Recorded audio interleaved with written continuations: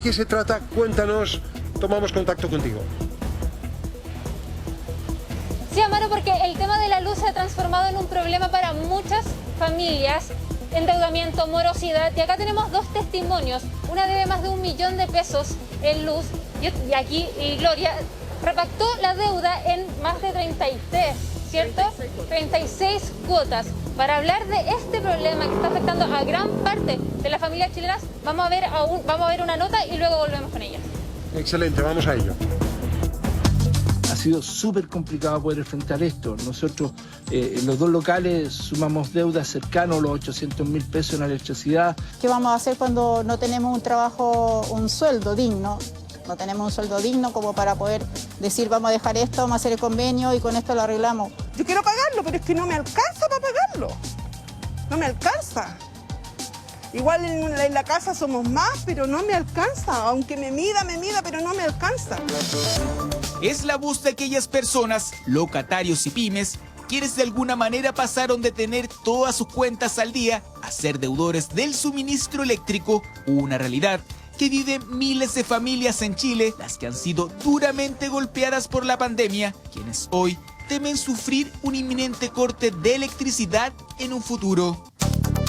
Yo estaba al día con mis cuentas, porque mi marido estaba trabajando, mi marido garzón, y estaba todo el día, pero empezó esto y mi marido quedó sin trabajo. Y con lo que él sacaba de el subsidio ese que le dan, preferíamos dejarlo para comer.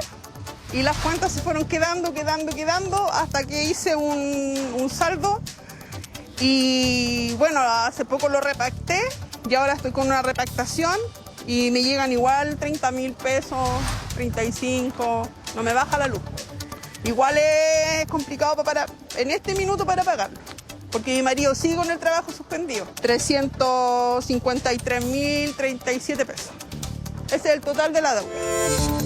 17 años lleva trabajando Max en el reconocido barrio Brasil de la comuna de Santiago y ha sido testigo de cómo mes a mes aumenta cada vez más su cuenta de luz, a tal punto que la situación se ha tornado insostenible de financiar. Los invito a conocer nuestro local de Ángelos, ubicado en el barrio Brasil.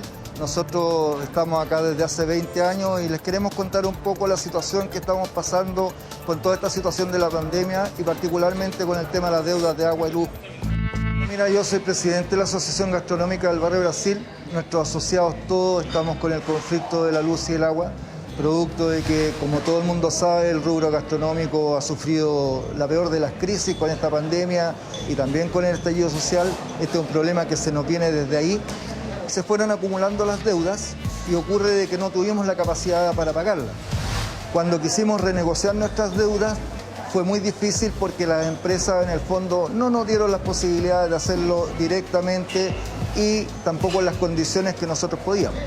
Conclusión, las deudas se acumularon. En mi caso yo acumulé una deuda de 4 millones de pesos que al momento de volver a la actividad y tener que volver a funcionar, simplemente tuve que pagarla, porque de lo contrario iba a tener el corte de la luz y no iba a poder realizar mi actividad. ¿Qué me significa eso? Pedir crédito, en el fondo endeudarme, y esa es la situación en la que estamos todos. Según datos entregados por la Superintendencia de Electricidad y Combustibles, al 31 de marzo del 2020, antes del inicio de la pandemia, la morosidad de base asociada a la electricidad era de 514.418 clientes. Esto equivale al 71% del total de morosos. Mientras que hasta el 31 de mayo del 2021, la deuda ascendió a 248.512 millones de pesos. Esto equivale a 720.840 clientes morosos. El problema de fondo no pasa porque no quieran pagar, sino porque no han generado los ingresos suficientes para costearlo. Ese es el caso de Jimena Salvo, de la comuna de Cerrillos. La verdad es que hice un convenio y pude pagar los primeros meses, pero después ya, debido a la pandemia, que ya van a ser casi 2 años, opté por mejor el alimento y las cosas necesarias para el hogar y dejar un poco de lado la cuenta de la luz, que ya hasta este momento me ha ido subiendo demasiado y me es menos imposible pagarla. No tengo como la plata para hacer un convenio, porque siempre te piden un tanto por ciento para hacer un convenio. Entonces, si son 200 o 300, no los voy a tener para poder hacer el convenio. ¿Cuánto es lo que adeuda hoy día? 1.700.000 aproximadamente. ¿Y qué piensa de esta situación que quizás a partir del 1 de enero del próximo año se les va a cortar la luz a las personas que adeuden cierto monto de dinero? Sí, preocupación. ¿Qué se puede hacer? La situación que estamos aún, porque todavía no estamos libres del virus, ¿cierto? De la pandemia. Poder juntar el dinero o que lo podían dar la solución de un perdonazo en este caso, porque no es porque uno quiera o para ir a vestirse no pagar la luz, no, sino que es por alimento, por pagar el pasaje en la micro, por comprar el pan diario, que son cosas necesarias para el hogar, pues, más cuando tienes hijos. Bajo el hashtag Chile sin cortes, algunos alcaldes de la región metropolitana y diputados de diferentes distritos en conjunto con la Corporación Nacional de Consumidores y Usuarios lanzaron una campaña que busca instalar un subsidio permanente para los servicios eléctricos, tal como ocurre con el agua en los sectores más vulnerables del país. Hoy día estamos viviendo momentos de mucha incertidumbre. El empleo se recupera más lento de lo que quisiéramos y la variante Delta sigue estando a la vuelta de la esquina. Y no es justo, simplemente no es justo que la incertidumbre sanitaria y la económica le sumemos además la energética, cuando sabemos que las y los niños dependen de la luz para conectarse a clases o sus padres dependen de la luz también para poder trabajar. Y para evitar eso, un grupo de alcaldes, diputados, diputadas, hemos creado un proyecto que se llama Chile sin cortes. Esto es una iniciativa que propone una forma de hacernos cargo de las cuentas de la luz impagas entre todos y todas, entre el Estado, las empresas y la ciudadanía. Esperamos que el gobierno, el único que puede hacer que este proyecto sea ley porque tiene facultades exclusivas, escuche antes de que los cortes sean realidad y la desigualdad se profundice aún más. Crónica Digital se llama el café-restaurante de Iván, quien al igual que Gloria, Max y Jimena ha debido lidiar con la indolencia de la morosidad por el consumo de electricidad. Juntamente con mi esposa Lorena tenemos un café en la Plaza Brasil y también tenemos nuestros talleres de pastelería en el barrio Franklin. Uno de nuestros principales problemas en este año y medio de pandemia ha sido no tan solo el cierre por parte de la autoridad para las actividades que estamos desarrollando, sino que además son las deudas que hemos tenido que ir acarreando durante estos meses. ¿Y cuáles son estas? Son infinitas las deudas. Yo conozco muchos colegas que tienen actividades económicas como la nuestra que han tenido que ir a la quiebra y cerrar definitivamente. Nosotros seguimos la pelea, seguimos la lucha, pero a veces se nos hace muy difícil.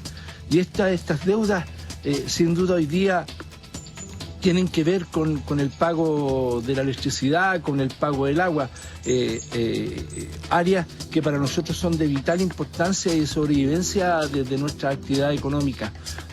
Ha sido súper complicado poder enfrentar esto. Nosotros, los dos locales, sumamos deudas cercanos a los 800.000 pesos en electricidad y cerca de 200.000 pesos en agua. ¿Qué pasará a partir del 1 de enero del 2021 con aquellos que deben luz en sus hogares? Esa es la pregunta que se repite día a día en la mente de estas personas, las que por ahora solo ven como la salida más inmediata que se extienda el subsidio para quienes más lo necesiten.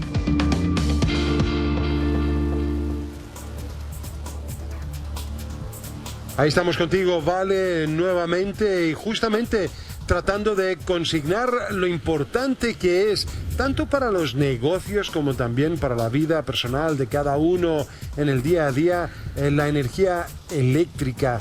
Sin ella estás prácticamente inoperante. De ahí la importancia. Oye, y solamente, Ale, te doy el pase enseguida, pero señalar lo que dice la Superintendencia de Electricidad y Combustible, que la deuda asociada a la electricidad para el 31 de mayo, escuche bien, asciende a 248.512 millones de pesos. Esto equivale aproximadamente a 720.840 clientes morosos. Tú estás con dos personas que están abiertamente solicitando que estas ayudas no paren. Vamos contigo, Vale. Sí, bueno, mira, Mira, estamos con 4 personas que se están uniendo porque, bueno, aquí Jimena y Gloria tienen un problema que tienen una deuda de 1.700.000 pesos, ¿cierto? Pero aquí Isabel nos vino a mostrar su cuenta y antes, el mes pasado, pagaba 11.000 pesos, ¿ya? Y ahora, este mes, tiene que pagar 145.000 pesos y no entiende por qué, ¿cierto, señora Isabel? Sí, resulta que yo he tratado de reclamar, lo único que me dicen es que se acumuló una deuda del año 2019, del 11 de junio, en realidad no tengo idea el por qué, supuestamente porque nos vienen a tomar el Estado y eso. Pero eso ya no es problema de nosotros, ese es un problema de la empresa, pero en realidad se ve que este problema viene desde ahora, desde la pandemia. ¿Usted habló con la persona que le dijeron? Sí, que iban a ver mi caso, que lo iban a ver, porque vinieron de hecho a verlo, y el joven que vino a verlo me dijo que estaban cobrándome 7 veces la misma boleta. Explicación. Claro, el joven se llevó incluso los kilowatts que yo había ocupado, que era menor al que dice ahí, y eso, y hasta ahora estoy esperando respuesta, pero no me ha llegado nada aún. ¿Cómo lo va a hacer para pagar? Porque significativo yo ya les dije que no les voy a cancelar esta cuenta, sé que voy a quedar endeudada, pero siento que no, si me dan mi cuenta que yo tengo que pagar, yo la voy a pagar, pero eso no lo voy a cancelar. Pero aquí estamos con, ella no va a pagar, va a tener una deuda que tienen ellas. Por ejemplo, aquí estamos con Jimena que tiene 1.700.000 de deuda, ¿cierto? Sí. La verdad se acumuló esto, yo había hecho un convenio y después no tuve como para seguir pagando. Se vino la pandemia, se vino ya quedar sin trabajo, con los hijos que yo tengo 6. Y ya empezamos a priorizar el alimento. Entonces, entre el alimento, el gas, y ya como que la luz quedó un poco de lado. ¿Se quiso repactar? Iba a aumentar mucho, ¿no? Sí, quise repactar y ahí me ofrecían 99 letras y tenía que repactar como con 100 y tantos mil pesos. Jimena. Venía como la cuota de 50 y tantos y más el consumo. Como somos hartos, entonces se consume luego en la casa. Sí, Jimena, solamente te saluda Amaro, ¿qué tal? Te mando un abrazo. Quería preguntarte, hola, ¿por qué tan grande y tan abultada la cuenta de la luz? 1,7 millones llama mucho la atención y además, no sé, tienes un negocio en paralelo. ¿Cuántos de tus niños para ellos es crítico también para poder estar conectados? Cuéntanos un poco de eso. La deuda ya va a ser como 2 años y también era como que cuando empecé a pagar eran 40, la luz después pasó a 60, después como a 70 no sabíamos. Las veces que pedías que vinieran a ver el medidor decía que lo que marcaba ellos es lo que cobraban, pero nunca venía una persona a ver los medidores de la casa, así que quedaba en la misma. Ya yo vi que no podía pagarla y ahí dejé estar y la verdad que no pude seguir pagando hasta el día de hoy la luz. Y la prioridad es el alimento en la casa. Aparte que yo tengo mi nieta, Jimena, y mi hija que estudian en online. Sí, no, la pregunta que te hago es, tú dices que no había nadie consignando lo que decía tu medidor, hacían una suerte de proyección, eso es lo que no estoy entendiendo. Lo que pasa es que acá vienen a tomar el Estado en la luz, a ver cuánto es lo que se consume mensualmente, pero no vienen a la casa, no vienen al lugar a decir ya, tanto consumió usted, solamente llega lo que marca, lo que ponen así nomás, po. Claro. Claro, lo que pasó aquí a Isabel. Entonces colocan cualquier cifra nomás. Bueno, el problema de la señora Valentina lo tienen más de 700.000 personas acá en Chile. Es un tema importante y es por eso que queremos también expandir esta conversación con Bárbara Salinas, que nos tiene algo que decir al respecto. Bárbara, te escuchamos.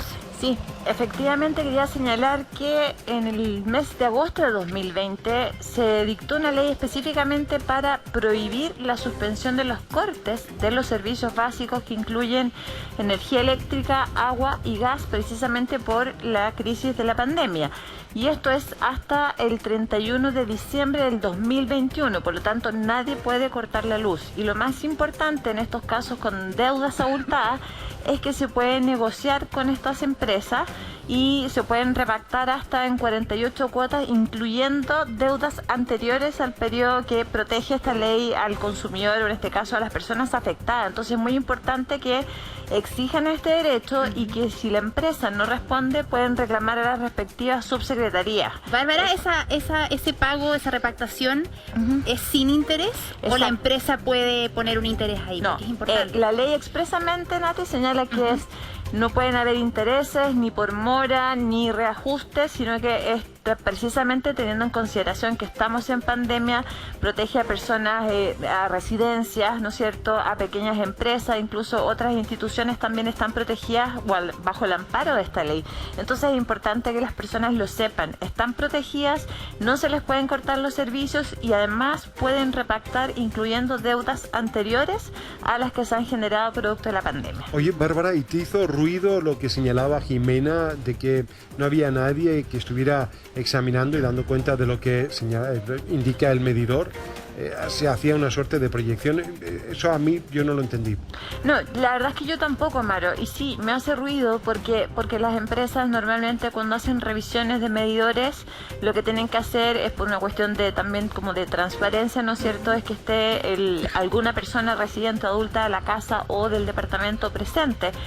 Sin perjuicio de eso, uno también hace el llamado nuevamente a la ética empresarial y a las empresas que prestan estos servicios tan básicos y tan esenciales, porque queda en manos de ellos en definitiva y en la práctica, ¿no es cierto?, el manejo y eventualmente algún tipo de alteración de los medidores. De pronto uno se encuentra con alzas de cuentas que francamente no se condicen con el comportamiento el consumo que tiene normalmente esa persona o ese grupo familiar.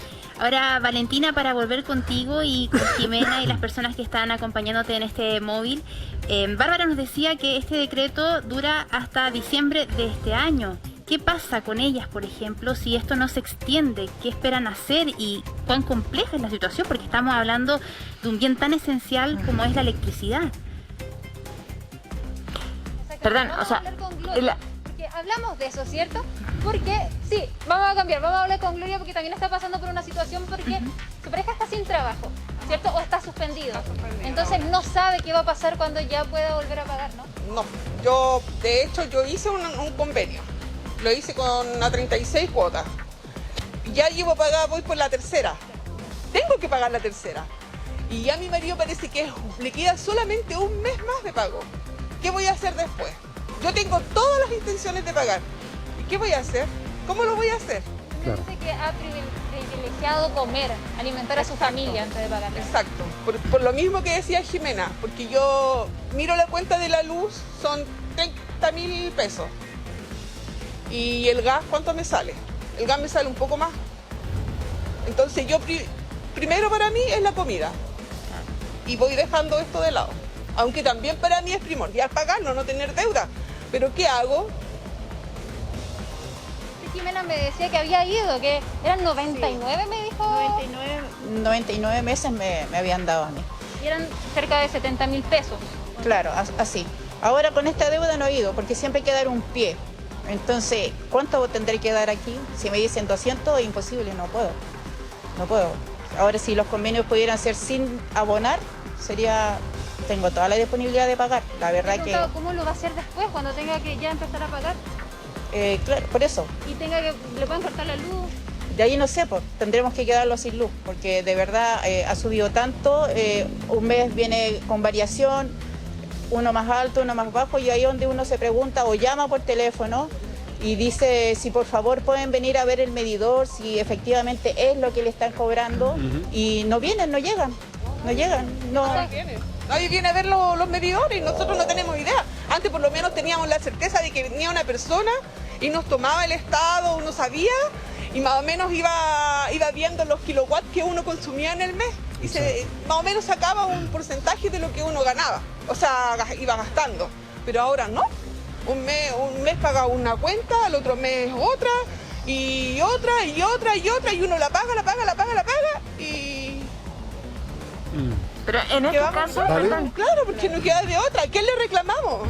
Es que existe donde reclamar. En este caso hay que reclamar a la subsecretaría, a la superintendencia de en este caso, electricidad y combustible. Es importante que se hagan los reclamos, y aquí quiero dejar un precedente, porque efectivamente el problema que tienen hoy día estas familias es que, claro, este beneficio dura hasta diciembre del 2021 y ya se está viendo que no va a ser posible, ¿no es cierto?, cumplir con las repactaciones que ya han hecho algunos u otros con las que podrían eventualmente hacer.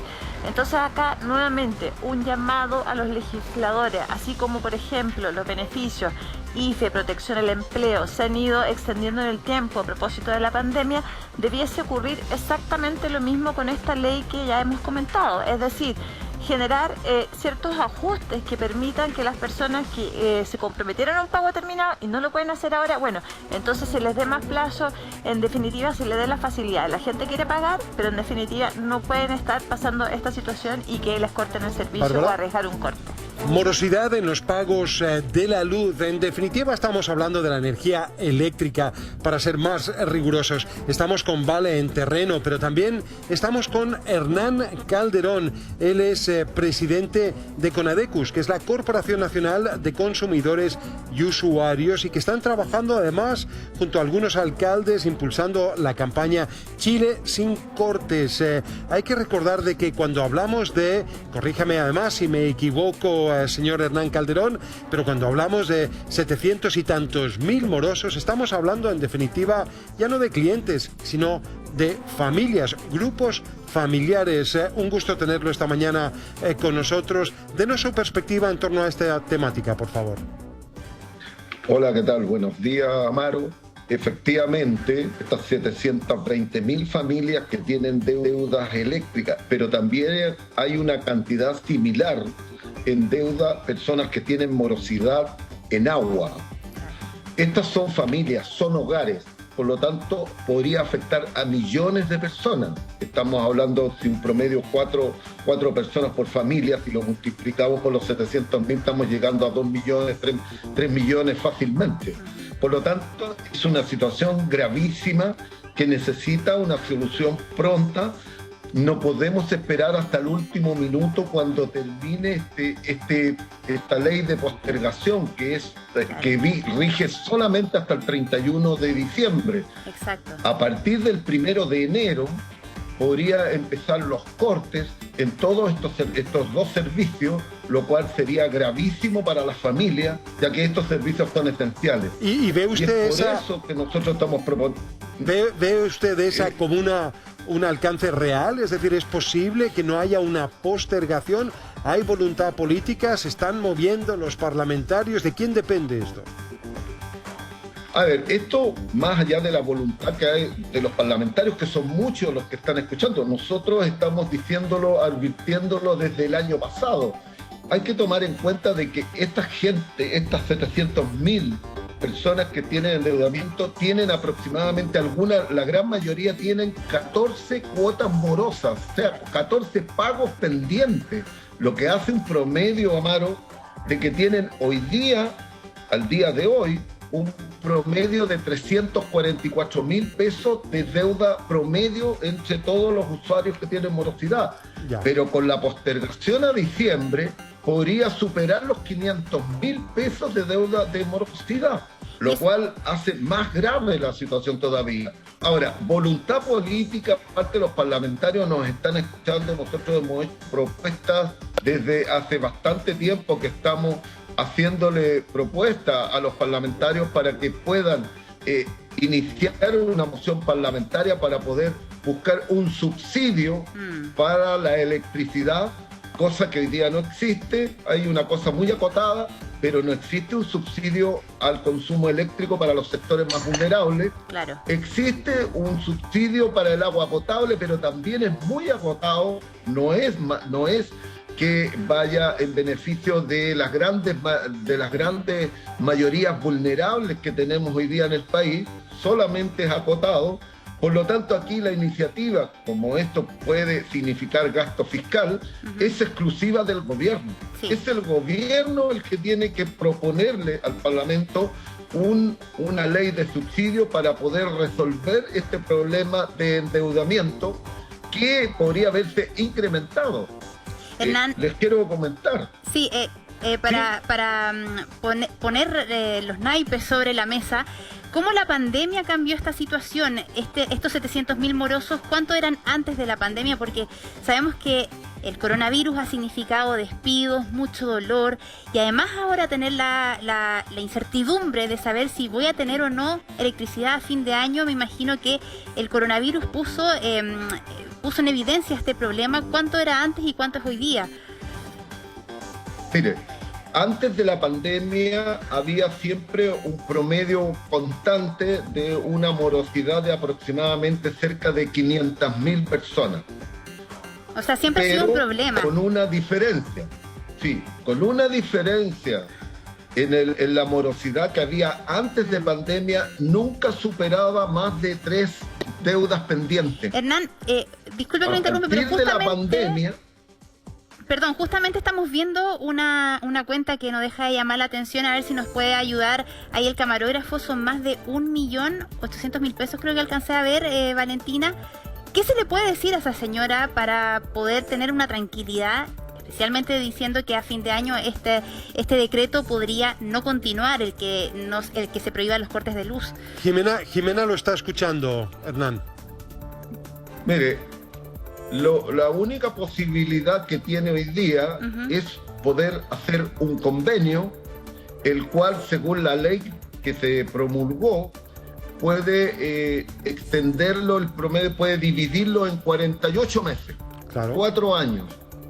Entonces, eso significa de que ese 1.700.000 lo va a tener que dividir en 48, lo cual le va a dar un promedio. Ese promedio se agrega al consumo mensual, claro, y eso es lo que tendría que pagar ella durante 48 meses. Eso va a ser imposible. Pero ojo, Hernán, porque también Jimena, y vamos a ir con ella, nos decía que hay una cuota inicial que tiene que pagar y no está en condiciones de hacerlo. Ojo con eso también.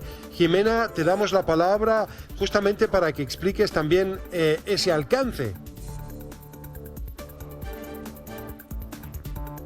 Jimena, ¿nos escuchas? Toman en cuenta, ¿cierto? ¿Sí? ¿Te escucho? Ahora te escuchamos nosotros a ti. Sí, se lo estamos escuchando. Yo lo escucho. Ya, le digo que como consumidores nosotros nunca lo toman en cuenta, porque cada vez que tenemos un problema, no vienen, lo dejan el teléfono 5 o 6 minutos y así van pasando los meses, la semana, el año y no te toman en cuenta. Pero tú te atrasas, cualquier cuenta te cortan inmediatamente las cosas que tienes en tu hogar. En este caso, cuando estuvimos en pandemia, no los atendían, los llamados por teléfono no eran efectivos, los correos que se enviaban no se contestaban de vuelta y así fue pasando el tiempo y llegué hasta esta deuda. Ahora yo quiero preguntar, ¿cuánto es el dinero que tengo que tener yo para repactar la deuda? ¿Cuánto tengo que dar de pie para poder hacer un convenio?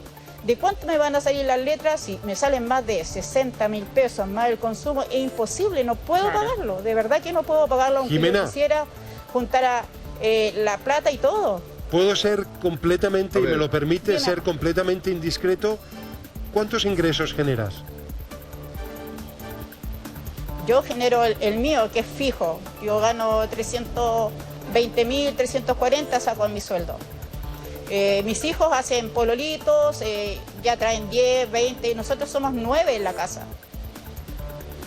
¿Ves ahí, Hernán? A ver, mira, lo primero que la señora tiene que hacer es que la única posibilidad que le da hoy día el sistema es que ella pueda hacer un convenio de pago. Ese convenio de pago no le exige que usted tenga que aportar un pie o abonar algo importante, sino que se divide por 48 cuotas.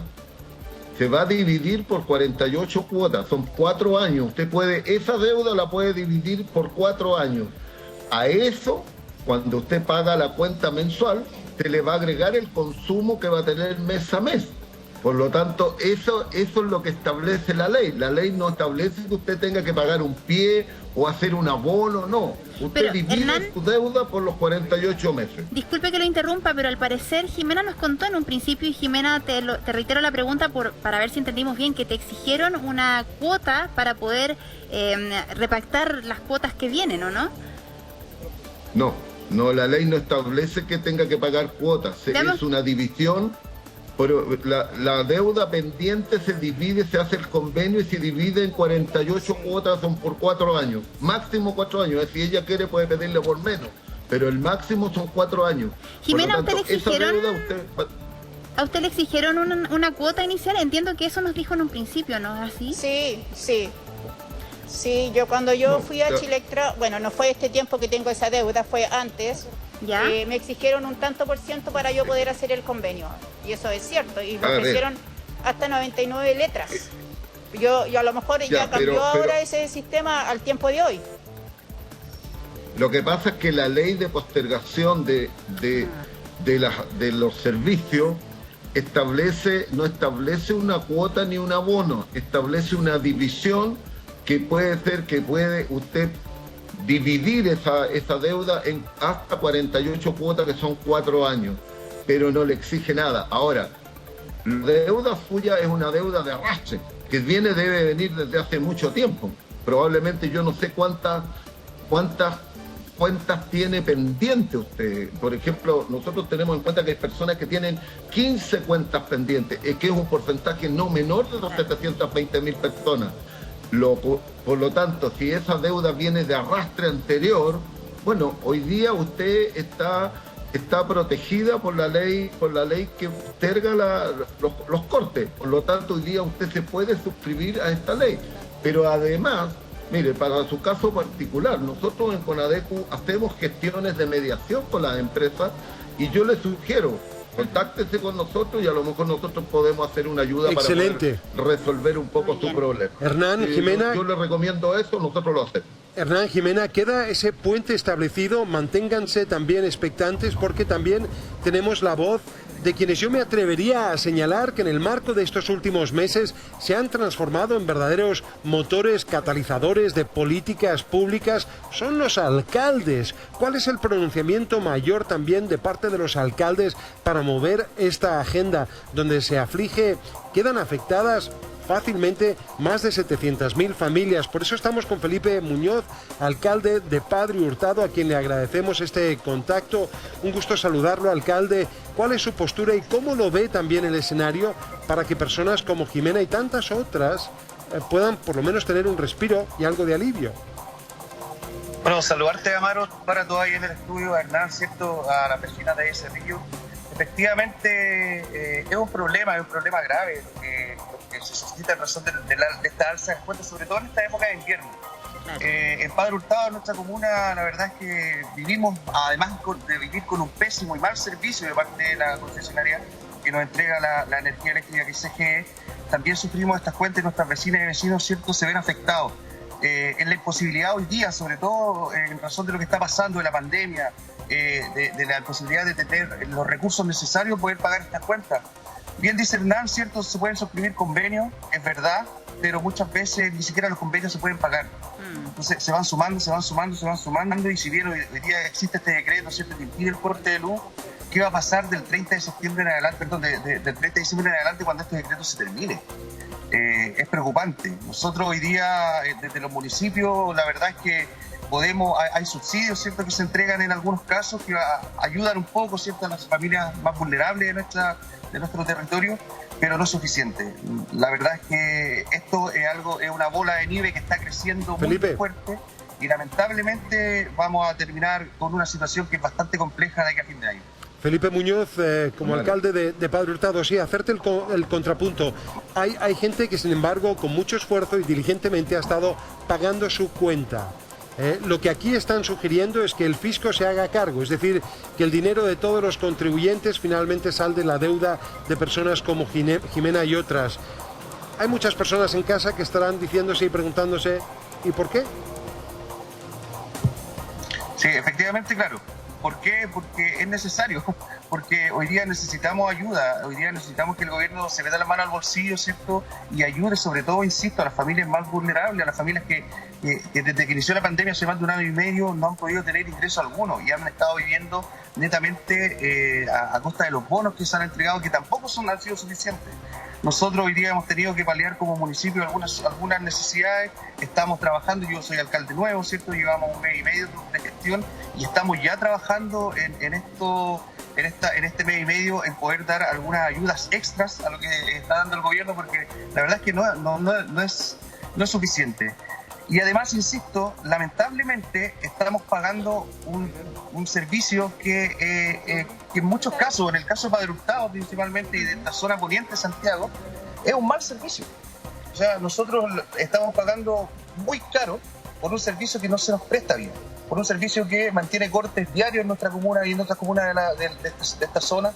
Y es importante que aquí el gobierno haga dos cosas. Lo primero es ponerse la mano en el bolsillo, ¿cierto? Meterse la mano en el bolsillo, digo, para poder seguir ayudando a nuestras vecinas y vecinos, ¿cierto? Y a toda la ciudadanía que se ve afectada hoy día, evaluando, ¿cierto?, los casos como corresponde, pero también es necesario que la SEC haga una mayor fiscalización, porque es un mal servicio lo que se presta y lamentablemente es muy caro para el estándar que hoy día están dando. Preguntarle también a Hernán Calderón, ¿cuál es la experiencia internacional? ¿Hay alguien de algún país del cual colgarnos que pueda sentar un precedente al respecto? Sabíamos que en el manejo de la pandemia hay países que, por ejemplo, decretaron la suspensión de los pagos de electricidad y de agua. ¿Qué ejemplos se pueden traer a colación también para estos efectos y de cuánto dinero, recuérdanos, estamos hablando, Hernán Calderón? Mira, Amaro, experiencia internacional hay demás. Nosotros la hemos propuesto al Congreso tomando ejemplos como el de Colombia, donde se hizo un subsidio permanente para la electricidad y los servicios básicos. Y en el caso de la electricidad, se hizo una cuota de kilowatt hora por mes de subsidio para los sectores vulnerables. En el caso de Colombia, se les asignó a los sectores más vulnerables, al 40%, una cuota de 180 kilos de electricidad de subsidio permanente. Después bajaron a 150 para el 60% y llegaron hasta el 80%. Nosotros hemos propuesto y hemos replicado esta propuesta de Colombia, donde decimos, mire, aquí debiera haber un subsidio permanente para el sector, para el 40% más vulnerable, de a lo menos 150 kilos. Hay que tomar en cuenta, Amaro, que el promedio de consumo en Chile es 180. Por lo tanto, una cuota de 150 kilos es un aporte importantísimo para la familia. Esa es una de las propuestas que... Y quiero agregarle antes de dejarle el pase. En Portugal, nosotros también hemos propuesto esta propuesta aquí en Chile. En Portugal lo que hizo el gobierno al inicio de la pandemia fue rebajar el IVA de los servicios básicos, y ya no solamente electricidad, sino que también agua, gas de red e internet, y le bajó el IVA. En Portugal el IVA es 23%, lo bajó al 6%. Mira, significó una rebaja en el pago de servicios del 17%. Y nosotros acá lo que proponemos es la rebaja del IVA del 19 al 4%. Qué importante. Porque tendríamos una rebaja directa al bolsillo del 15% para todas las familias chilenas. Qué importante lo que señalas, porque muchas veces aquí tratamos de inventar la rueda cuando otros efectivamente han tenido casos ya interesantes y en ejercicio, en práctica, Natalia. Sí, queremos volver con Valentina porque hay dudas al respecto de todo lo que hemos planteado. Valentina, recordemos, está con 3 de las 700.000 personas que están morosas con las cuentas de la luz. Valentina, cuéntanos cuáles son las dudas para que podamos ir despejando y así interpretar también a quienes nos están viendo en la casa que puedan estar con el mismo problema. Sí, mira, lo que pasa es que, bueno, hablamos de endeudamiento, cierta morosidad, pero también hay un tema con el alza de los precios. Y aquí estamos con señora Isabel, que quiere saber qué es lo que puede hacer, porque de 11.000 ahora tiene que pagar 145.000 pesos. Claro, resulta que yo sé que si yo no pago esta cuenta de 145, me va a subir y voy a llegar a lo mismo que está mi vecina. Entonces, de verdad que me está dando mucha rabia esto, porque si las chicas, por no haber pagado, por no tener el dinero, y yo que realmente sí quiero pagarlo, pero en estos momentos yo no puedo pagar los 145. Si yo pago con el IFE esto, voy a quedar sin dinero. Entonces son 145.000 pesos que yo voy a dejar de dárselo a mi hijo. Entonces quisiera preguntarle que qué puedo hacer yo en este sentido, porque de verdad que esto me acompleja un poquito de no tener mi cuenta al día. Yo he luchado paso a paso para tener mis cuentas al día. ¿Sabes a quién quiero traer a colación, si me permites? Y escucha atentamente porque lo teníamos para más adelante y es súper oportuno tenerlo ahora. A un especialista al respecto, Felipe Besnier, nos ha acompañado para hablar de temas de endeudamiento, de repactación, renegociación y en estos momentos también hablar, ¿por qué no?, de incluso la figura de quiebra. Te damos la bienvenida, Felipe. Qué bueno tenerte en esta coyuntura para que te puedas pronunciar al respecto. La gran pregunta, ¿una persona como ella puede también declararse en quiebra? Hola Maro, Nati, en el estudio. Miren, la verdad, primero mandarle un saludo cordial a los vecinos que han tenido que llegar a esta instancia, ¿cierto?, de exponer algo tan íntimo en televisión para poder buscar alguna solución que en principio debería estar el Estado, ¿cierto?, ahí en primera fila entregando alguna solución oportuna. Y antes de responder tu pregunta, Maro, a mí me gustaría traer a colación una reflexión que yo les hice la semana pasada, el jueves, cuando justamente hablábamos sobre la repactación. Y yo les comentaba que tal vez muchos crecimos escuchando a nuestros papás a fin de mes, cuando las lucas escaseaban, ¿cierto?, que tenían que ir a la compañía de teléfono, a la compañía de gas, a repactar las cuentas. Bueno, ese recuerdo yo sacaba la cuenta, yo lo tengo desde hace aproximadamente 15, 16 años atrás. ¿Cuántos años han tenido que pasar y seguimos exactamente en la misma situación? Las familias de nuestro país tienen que seguir instando instancias como la repactación de la deuda, que no es más que empeorar la situación, la calidad de vida de las familias de nuestro país para poder, escuchen bien, tener agua caliente, tener electricidad, algo esencial en el siglo XXI. Gloria, está Jimena, estás con tantas personas, 700 y tantas mil personas que finalmente representan grupos familiares que, claro, se les están abultando la deuda por servicios básicos. De ahí la importancia, y vamos a tomar diálogo con las personas con las que te encuentras, Valeria, pero antes con Felipe Besnier, porque él, que sabe de deudas, puede estar justamente asesorándonos con propiedad respecto a cuáles son las capacidades de maniobra, las más certeras, las más convenientes, ante un escenario que del todo sé, Felipe, que conoces. Felipe. Sí, por cierto, y la verdad es que, insisto, es una situación bastante compleja a todos a quienes nos ha tocado en algún momento de nuestras vidas asumir un problema de este tipo. La verdad es que tú me dejabas una pregunta planteada, Maro, antes del corte comercial. Es si es que la ley de quiebra es una herramienta plausible, ¿cierto?, posible para que las personas que están afrontando este tipo de inconvenientes puedan utilizarla y de alguna u otra manera poner fin al tedioso problema, a la pesada mochila de las deudas. Y la verdad es que sí, es una opción siempre y cuando ellos ya se encuentren en un estado de insolvencia económica, es decir, estas deudas de suministros de servicios básicos junto con a lo mejor otro tipo de deudas de casas comerciales, créditos de consumo, tarjetas de crédito, ya no le dejen a las personas vivir su día a día, el dinero, sus ingresos simplemente no les alcanza. Y en ese sentido, la ley de quiebra, insisto, si estamos en esa situación de insolvencia económica, puede derechamente ser una buena opción, una buena alternativa para, al término de este procedimiento, extinguir todas las deudas, absolutamente todas. Aparte que, ojo con esto, estamos en un muy buen pie porque el corte del suministro, como ya lo han hablado en extenso hoy día, no está permitido hasta fines de este año. Entonces, no correríamos ningún riesgo de corte de suministro mientras esté vigente este procedimiento de quiebra, que dura un par de meses. Oye, y en el caso puntual, por ejemplo, de Jimena, que tiene una deuda de 1,7 millones, lo estamos viendo en pantalla, y ella percibe aproximadamente 300.000, está clarísimo, ¿no? Sí, o sea, el estado de insolvencia evidentemente es notorio, es claro y notorio. O sea, la situación de Jimena y la situación de millones de personas en nuestro país que ganan el sueldo mínimo, que bordea actualmente no más de 320.000 pesos el líquido, con incluso el ingreso mínimo garantizado, ¿cierto? Probablemente es una situación que se refleja en muchas familias de nuestro país y el estado de insolvencia es notorio, por ende es completamente factible poder llevar a cabo un procedimiento de quiebra. Perdona, entonces, ¿qué tiene que hacer ella? ¿Qué pasos a seguir? ¿Ella y tantos como ella? Sí, lo que hay que hacer en este caso, en primer lugar, para solicitar una quiebra, creo que ya lo vamos a hablar más en extenso más adelante, pero en primer lugar es buscar asesoría de un abogado, eso es fundamental.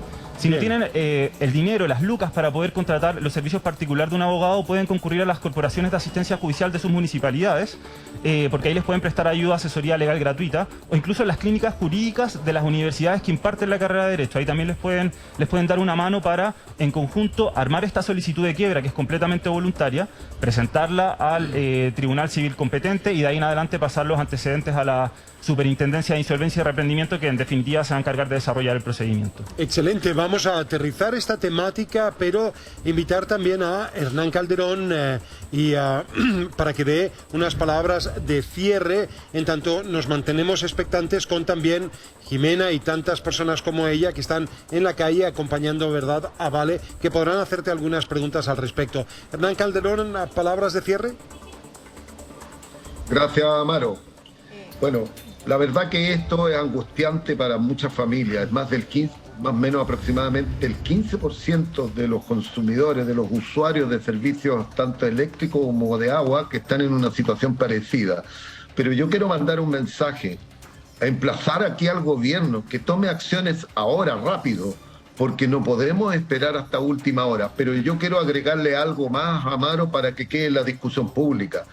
En octubre próximo se termina el Fondo de Estabilización de las Tarifas. Las tarifas han estado estabilizadas por muchos meses porque se creó un fondo de 1.500 millones de dólares. El fondo se extingue en octubre.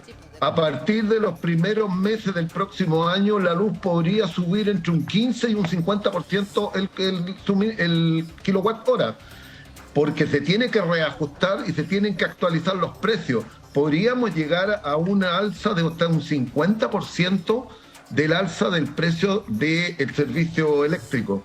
Esto es lo preocupante y por eso necesitamos la acción rápida para resolver esto, si se va a poder inyectar un nuevo fondo de estabilización para que no suban las tarifas y poder resolver el tema del endeudamiento de las personas, que es gravísimo y que podría dejar a millones de personas sin suministro si no hacen los convenios.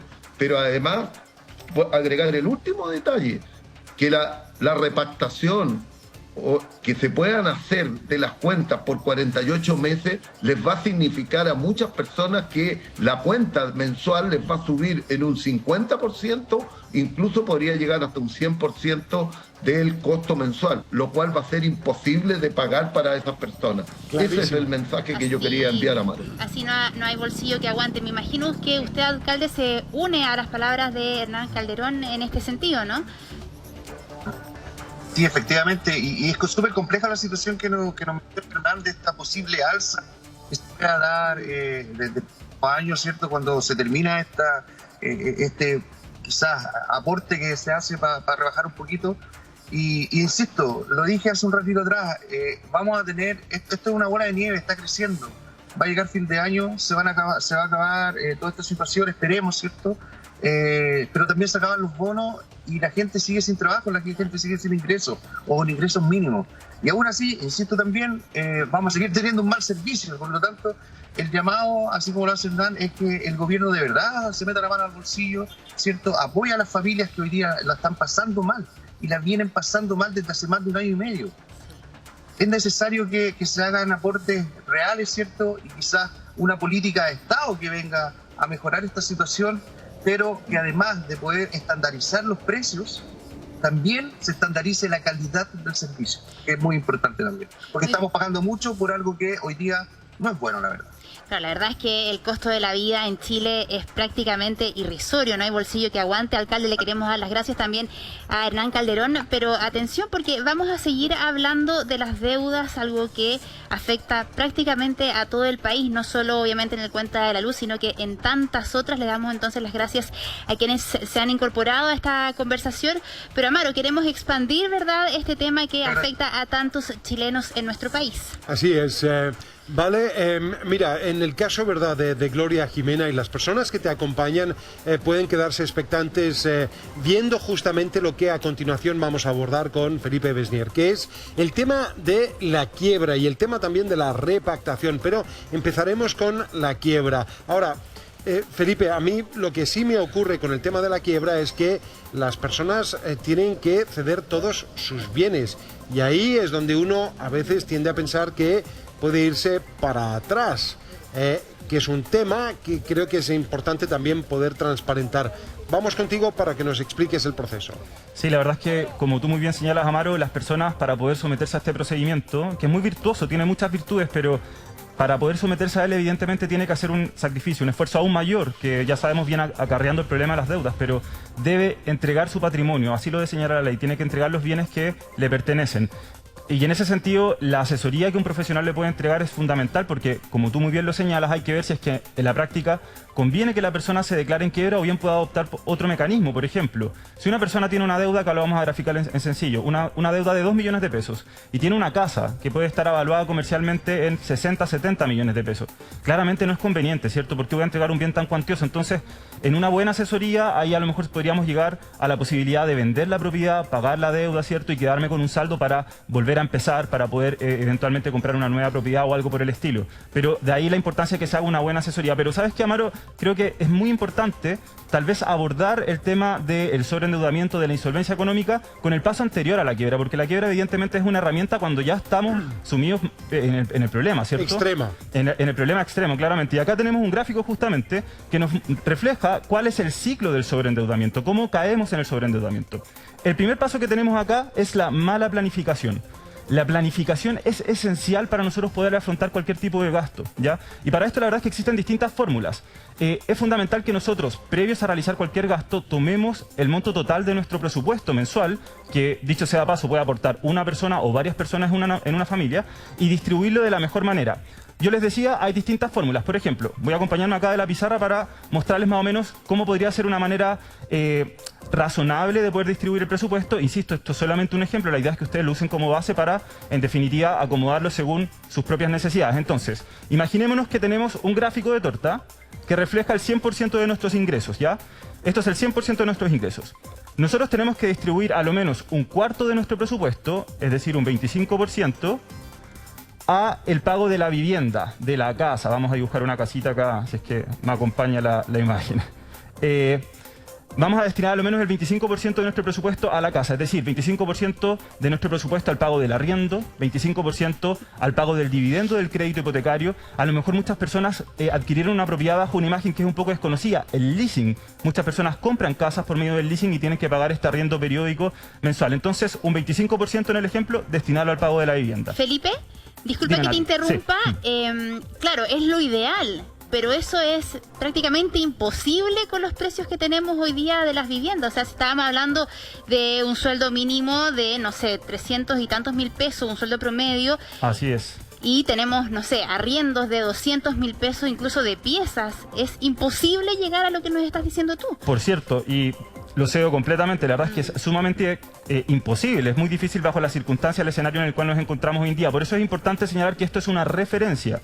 Ya nos sirve tener una base para poder comenzar a planificar nuestros gastos en el futuro. De ahí en adelante, una vez que tenemos esta referencia, nosotros podemos ir acomodando en el camino, según nuestras necesidades y nuestros ingresos, de qué manera distribuir mejor el presupuesto mensual. Por eso, insisto, es una referencia. Sé que esto se aleja mucho de la realidad de la mayoría de los chilenos en nuestro país, pero partamos por esto, por tener una referencia clara de la planificación presupuestaria y de ahí en adelante ir acomodándolo según nuestras propias características. ¿Les parece?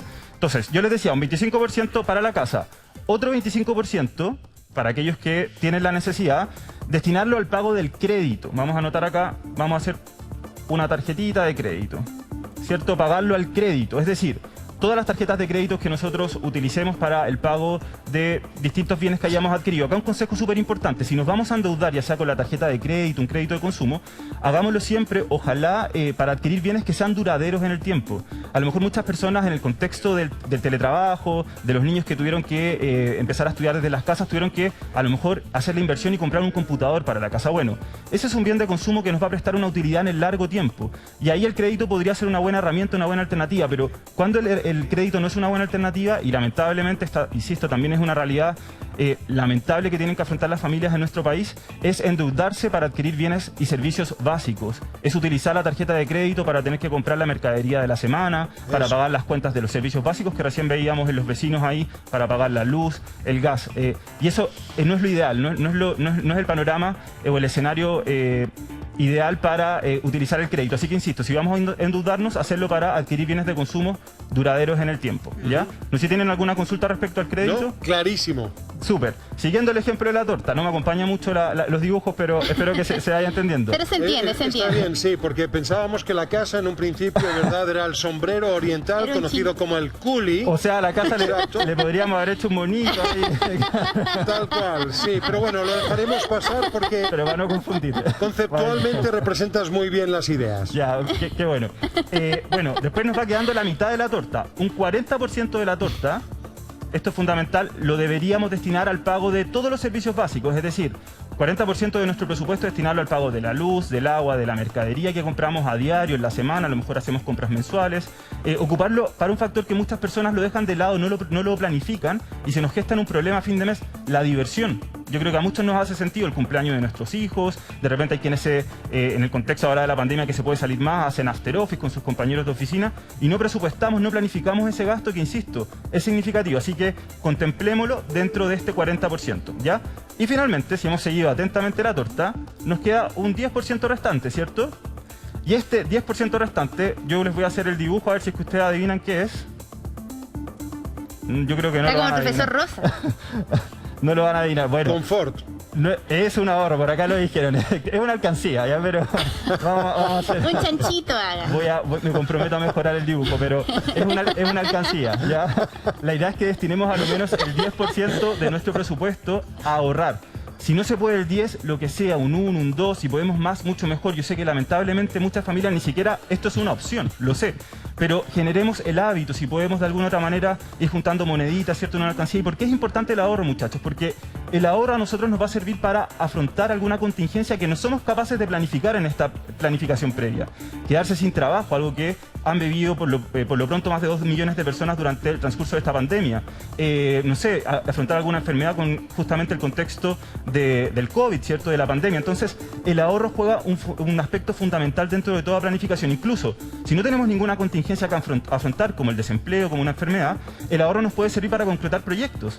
¿Cuántas personas no usaron, por ejemplo, su 10% de ahorro previsional para arreglar la casa, por ejemplo? Para a lo mejor hacer arreglos en el techo, ¿cierto?, arreglos en el piso, de gafitería, bien digo, que eran necesarios y los traían, ¿cierto?, ahí como un pendiente para el mejor de su casa. Entonces, insisto, el ahorro juega un rol fundamental en todo esto. Raya para la suma, esto es la planificación del presupuesto, insisto, esto es el ideal. Yo sé, y aquí Nati te la cedo completamente, claro. Esto evidentemente no alcanza con las lucas que reciben las familias de nuestro país, eso es un hecho. Claro, sumémosle el precio de la benzina, del alimento... Que debería ir todo acá en el 40%, claro, es imposible y lo sabemos, y sabemos que es una realidad latente en la gran mayoría de las familias de nuestro país. O sea, pensemos que el ingreso promedio en nuestro país bordea los 500.000 pesos, el ingreso mínimo recién está pasando los 300.000 pesos con un ingreso garantizado, porque incluso está bajo esa cifra.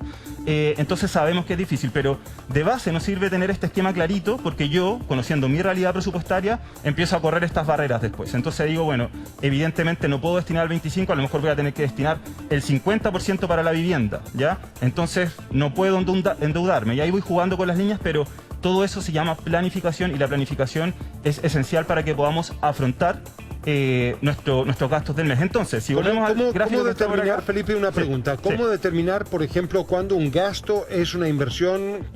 Porque muchas veces ahí hay una nebulosa. Ejemplo, un vehículo, se compra un vehículo. ¿Cuándo es gasto? ¿Cuándo es inversión? Sí, acá es una muy buena pregunta, Mario, porque cuando yo les decía que si nos vamos a endeudar, ojalá lo hagamos para adquirir bienes duraderos en el tiempo. Es decir, bienes que a lo mejor van a desaparecer en algún momento, pero se van a demorar mucho en hacerlo. Por ejemplo, un auto.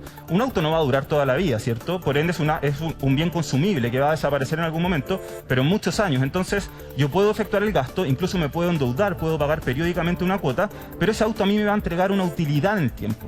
Entonces, podríamos comprender que es un gasto favorable por el cual yo puedo usar un crédito.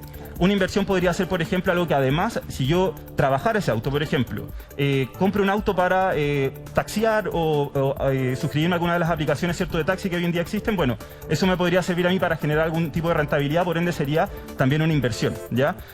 Que no es recomendable, yo ya se los decía, por ejemplo, ocupar la tarjeta de crédito para comprar mercadería. Lamentablemente, esto es muy triste contarlo, pero muchas personas se endeudan para comprar los remedios del mes.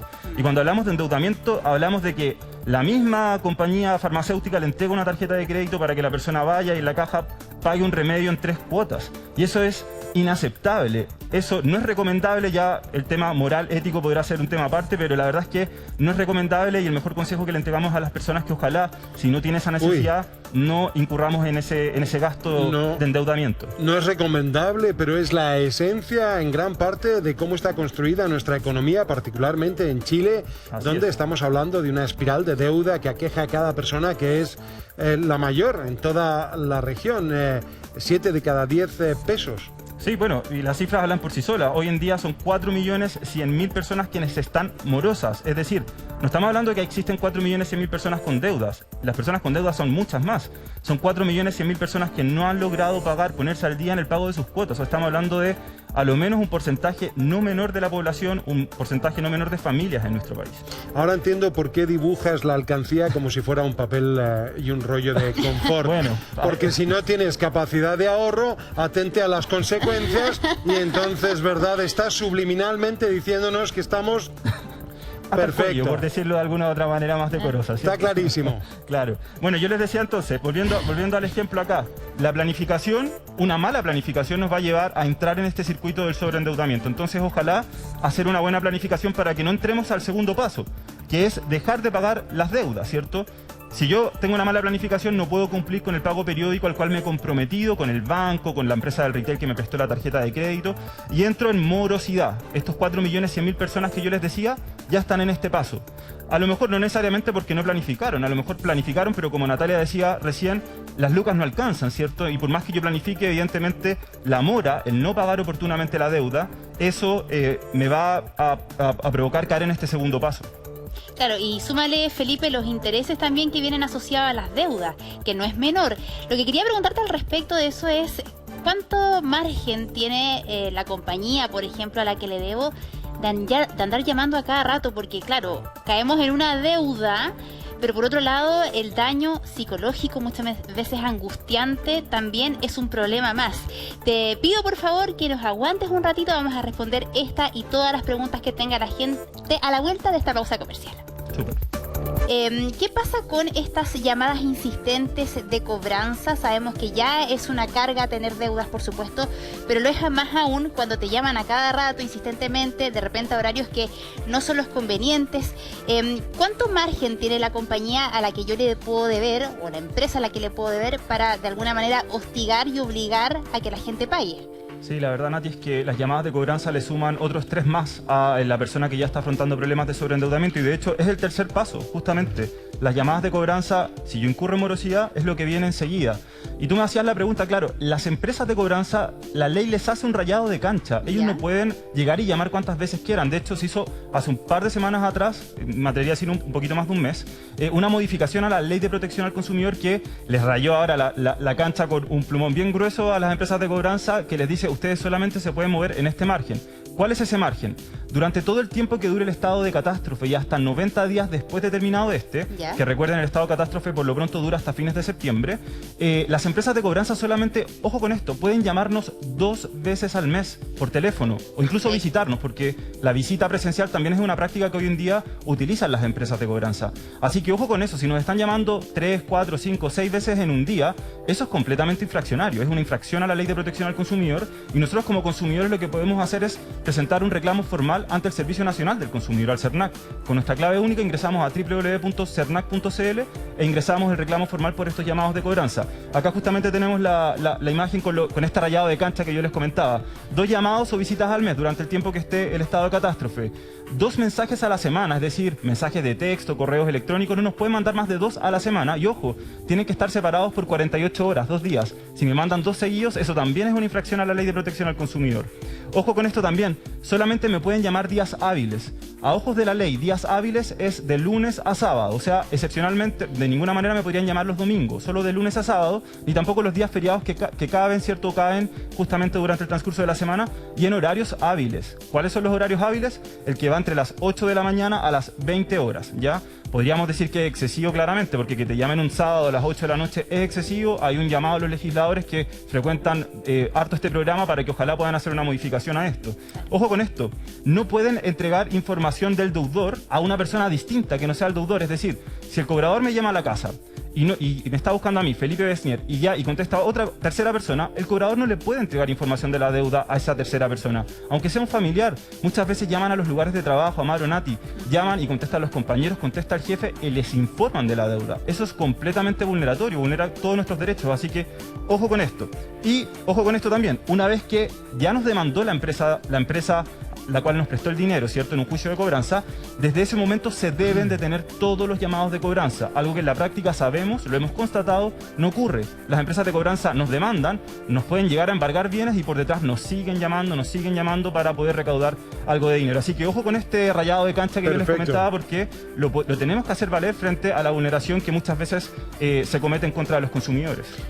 Felipe, te sugiero que vayamos a también algo que se preguntan muchos. ¿Cuáles son los requisitos finalmente para la renegociación y quiebra? Súper. La verdad es que acá también teníamos una gráfica. Expliquemos, lo comentábamos la semana pasada cuando hablamos sobre las 3R, hablábamos sobre la renegociación, que era una de estas 3R. Así es. La renegociación es el paso previo justamente para no caer o no solicitar la quiebra voluntaria, ¿ya? Lo que busca la renegociación, en primer lugar, es un trámite administrativo. Nosotros lo realizamos ante la Superintendencia de Insolvencia. Acá no está ningún acreedor, ninguna empresa del retail, ningún banco involucrado. Esto es algo que nosotros voluntariamente hacemos. Vamos a la Superintendencia de Insolvencia y Reprendimiento y junto con ellos, si es que cumplimos los requisitos, que ya se los voy a mencionar, vamos a generar un nuevo acuerdo de pago, un mejor acuerdo de pago, mejor que la repactación, porque si se acuerdan yo les decía, la repactación genera peores condiciones de pago. Con la renegociación, no nos confundamos, vamos a generar mejores condiciones de pago porque podemos disminuir por una parte del capital de la deuda, es decir, si debía 1 millón, tal vez pactar 800.000 pesos, condonar multas e intereses, pactar meses de gracia, o sea, son muchos los beneficios que podemos alcanzar con la renegociación. Ahora, ¿cuáles son los requisitos? Acá los tenemos. En primer lugar, debo tener 2 o más deudas. No puedo solamente tener una deuda, tengo que tener 2 o más deudas. Podrían ser, por ejemplo, ante un mismo acreedor, ante un mismo banco, perfectamente, no hay ningún problema. Podría tener un crédito de consumo con un banco y además una tarjeta de crédito y ahí asumo las 2 o más deudas. Tienen que, además, esas 2 o más deudas sumar a lo menos 80 UFs, que hoy en día, sacando el cálculo, estaríamos sobre los 2.370.000 pesos. Un dato. La mora promedio en nuestro país está por sobre los 2 millones de pesos. O sea, en promedio las personas deben más de esa cifra, así que estarían la mayoría alcanzando este requisito.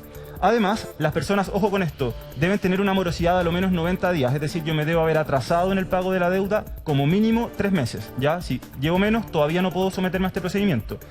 No no debo haber emitido boletas de honorario en los últimos 24 meses y acá le podemos hacer una breve crítica a este procedimiento porque la ley quedó mal hecha, porque entiende que las personas naturales que emiten boletas de honorario son empresas y las empresas no se pueden someter al procedimiento de renegociación. Así que no es posible. En último lugar, bueno, no haber sido demandado en un juicio de cobranza. Si ya fui demandado y notificado en un juicio de cobranza, no me puedo someter al procedimiento de renegociación. Y finalmente, ¿cuál es el requisito de la quiebra? Si es que ya no tengo ninguna posibilidad, el requisito de la quiebra es uno solo. Estar con, como lo dijimos la semana pasada, el agua más arriba del cuello, como lo dijo un televidente, con las deudas hasta la coronilla. En definitiva, es estar insolvente económicamente. Ese es el único requisito para nosotros poder someternos al procedimiento de quiebra. Perfecto. Muy bien Felipe. Importante aprender todas estas cosas, ¿verdad? Porque la podemos aplicar en nuestra vida diaria. Vamos a ir viendo más detalle más adelante. Felipe, como siempre, muchas gracias por explicarnos todos, incluso con esos dibujos que nos hicieron reír. Lo vamos a mejorar, me comprometo. Y de alguna manera, claro, algo de risa en un tema que no es para nada divertido. Así es. Vamos a presentar el siguiente tema y vamos a desarrollar lo que ocurre en muchas familias de Chile.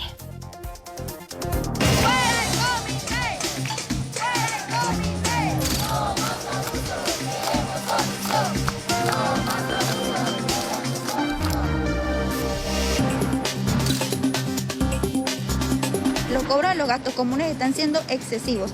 Excesivos a grado tal que departamentos home studios o mono estudios están saliendo hasta en 100.000 pesos mensuales por un gasto común. Ahora estoy pagando 100.000 pesos prácticamente de gasto común. ¿Y es un departamento de qué características? Es un departamento de una habitación, una sala, o sea, todo allí mismo. Es un apartamento de una sola habitación. Cuando yo me mudé acá, supuestamente lo más caro que iba a pagar eran 60.000 pesos de gasto común.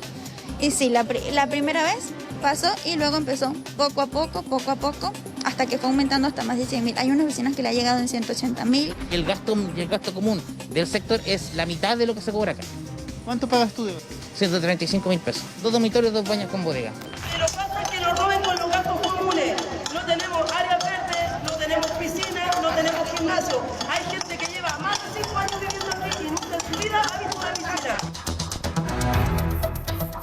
¿Cuánto pagas tú de gasto? 180.000 pesos. 180.000. ¿Cuántas personas vi? 2 personas nada más. Mi compañero y yo. La única explicación que ellos me dan es que no, te bañas todos los días, pero o sea, pasó la regadera por todo el día en la calle o qué, entonces no entiendo. Simplemente como que se burlan de uno en la cara.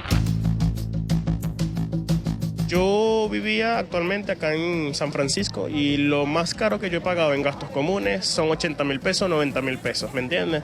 O sea, esto está fuera de control, créame, no, es algo que es demasiado elevado. Yo digo, yo me pongo a ver el gasto común y me están pidiendo pagos de piscina, de gimnasio que no estamos usando de hace tiempo, piscina que en realidad tiene hace 3 años dañada, se está filtrando, por cierto, en mi departamento se está filtrando los quinchos, ahorita llovió en... Sí, entonces es algo que te se pone a ver, están cobrando cosas que como tal reflejan cosas en los gastos comunes que como tal no viene al cabo. Un departamento de estudio pago 130.000 pesos de gasto común. ¿Vive una persona, 2 personas? Una persona. ¿Vive solo? Debería pagar 40.000 pesos de gasto común. ¿Por el metraje del departamento? Sí, porque es un estudio, el más pequeño. Dicen que esos gastos, el cobro corresponde porque son mantenciones al edificio. Y ahora el último gasto no lo he pagado porque encuentro que es un disparate pagar 130.000 pesos por un departamento de estudio. Y estoy esperando respuesta de la administración, a lo cual no hay respuesta aún. Pónganse los pantalones y vengan a dar la cara. Los gastos comunes elevados. Y los gastos comunes que están disparados. Queremos soluciones, por favor. Vamos. Vamos.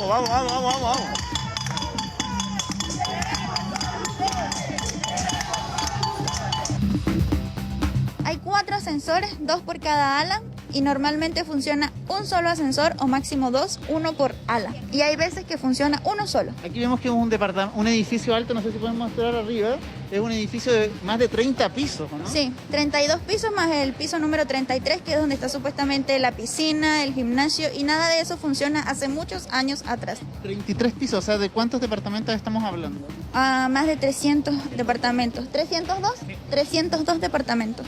Entonces tienes que estar como que en una zozobra de que tienes que salir 1 hora antes para poder bajar, porque si no, baja por las escaleras, no hay luz en las escaleras, entonces es una situación que es incómodo. Pues. Es que el otro día bajaste por las escaleras y te encontraste con un ratón. Con una rata, no un ratón, una rata. O sea, hay que saber diferenciar de un ratón a una rata, es mucha la diferencia. Y la administración lo único que hizo fue reírse prácticamente, no dieron una respuesta clara de que sí, no, es que están fumigando, es que están haciendo alguna especie para poder correr los alrededores, ¿me entiendes? O los roedores, pero no, simplemente se rieron y ya. Nos están cobrando el anticipo y el suministro de instalación de filtro, arena, bomba, clorador de sala de máquina de piscina cuando la piscina está seca, no funciona. Lleva años la piscina sin estar y todos los meses llega un cobro de mantención de piscina y la piscina no está funcionando hace muchos años. Aquí vemos que el cobro de eso que tú nos contabas es de 286.000 pesos. ¿Eso aparece todos los meses? Ahora salió más elevado porque salen 70.000 pesos todos los meses, pero ahora salió más elevado. ¿Tú dices que la piscina no está funcionando? No, la piscina, si un vecino puede subir y la puede grabar, sacar fotos, está seca, la piscina no tiene uso hace años. No tiene agua, no la están limpiando con este nada, nada. Y los quinchos tampoco están operativos. Eso es sospechoso, puede ser cobro sospechoso porque si la piscina no funciona, ¿por qué cobran mantención de algo que no funciona? La administración fantasma no se aparece, como dicen los vecinos, se han tratado de comunicar con ellos por correo electrónico, los cuales ellos no contestan, y la administración o el comité de administración, que son los mismos vecinos, tratan de comunicarse con ellos y siguen sin respuesta.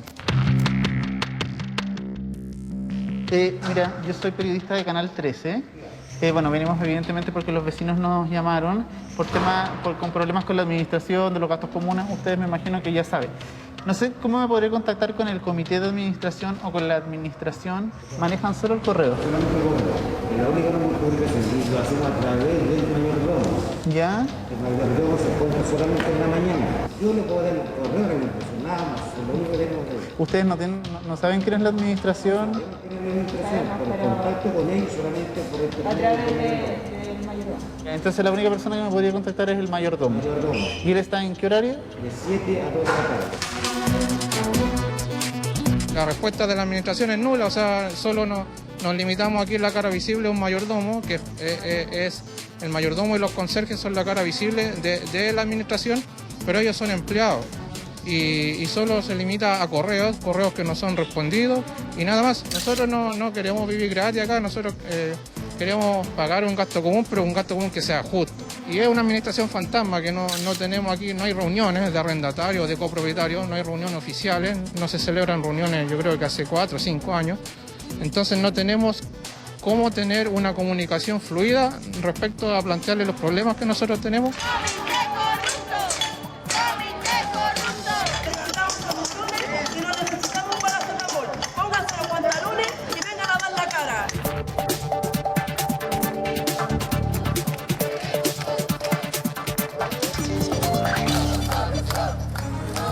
San Ignacio 633 era el lugar en donde ellos esperaban vivir tranquilos, pero la verdad es que ya los gastos comunes se están asimilando a los gastos de los arriendos que están pagando.